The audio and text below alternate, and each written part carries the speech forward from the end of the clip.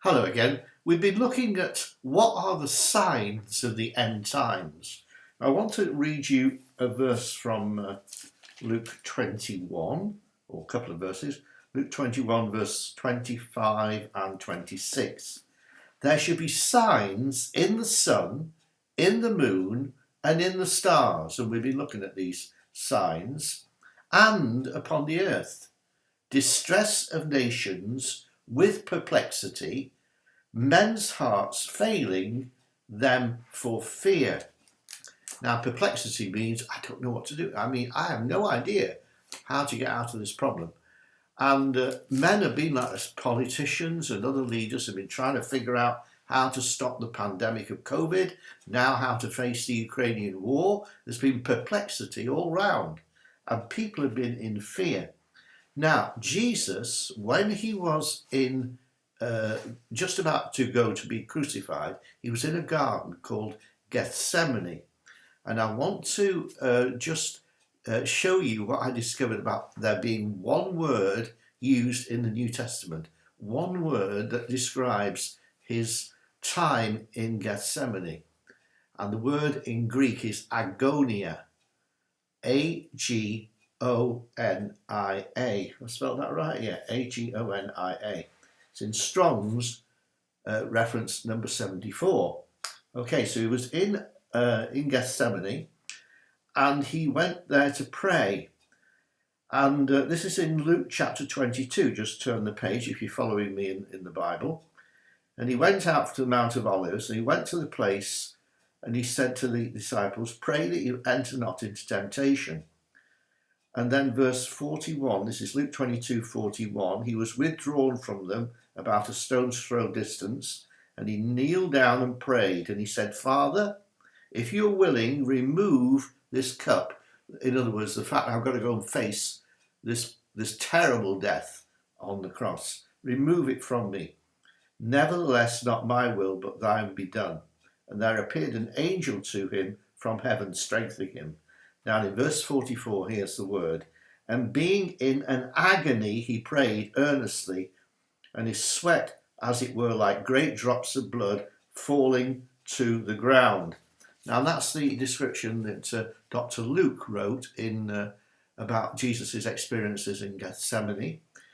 In Matthew 26, verses 39 to 44, he actually asked the Father 3 times, "Can you take this cup from me? Is it possible to effect salvation for your people? Can I do this without having to take the agony of the cross?" His father said, "No, it's not possible. You have to go through it." And so he had to face death, face agony. And he then suffered from a condition called hematridosis. That's hematridosis. That is the medical term for when the blood vessels rupture because of stress and the blood enters into the sweat glands and you sweat blood. And the agony and the you see, the problem was he knew exactly in detail that there was in the Old Testament prophecies about what he was going to say as his last breath.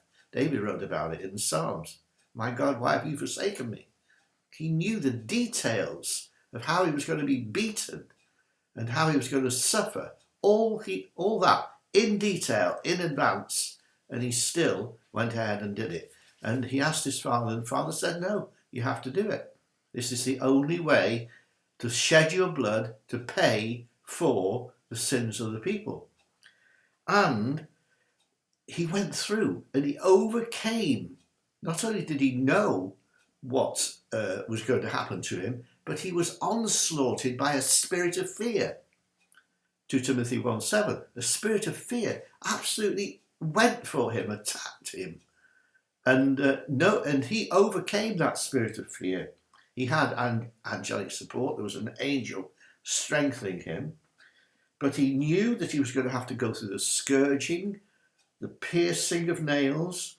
But why did he do it? He did it to pay for our sins but also he did it to overcome fear. Now, one of the signs of the end times is men's hearts failing because of fear. Well, we should be not like that. We shouldn't be like that, because this is what Jesus did for those who will believe. Hebrews 2 and verse 15. This is from the Amplified Bible. We as Christians, fear has been overcome. Look, this is what he did when he went through that agony. He took hold of that fear, and he said that he might deliver and completely set free all those that through the haunting fear of death were held in bondage through the whole course of their lives. Are you afraid to die? I'm not afraid to die.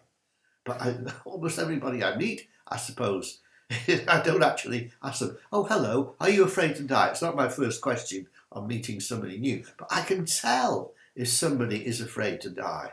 There's a haunting fear. Someday I might die. Is it going to hurt? And what's going to happen? And so on and so forth. Jesus took that fear by the scruff of the neck, and he overcame that spirit of fear. He had to suffer agony. He went through it, knowing what he was going to have to suffer. The whole onslaught, full blast effect of the spirit of fear. And he still went through, and he overcame the fear. Now, he overcame the fear so that we could overcome the fear. You say, well, that was Jesus. He did it for us so that we no longer need to be like the people in the world whose hearts are failing. We've got our eyes open. We see what's going on in the world, but we do not have to be overwhelmed and swamped and sunk by the fear that's all around us. We don't have to be. We need to go to Jesus and say, I need a good infusion of your love, because perfect love will cast out that fear. Just stay close to Jesus. Keep your heart in love with him.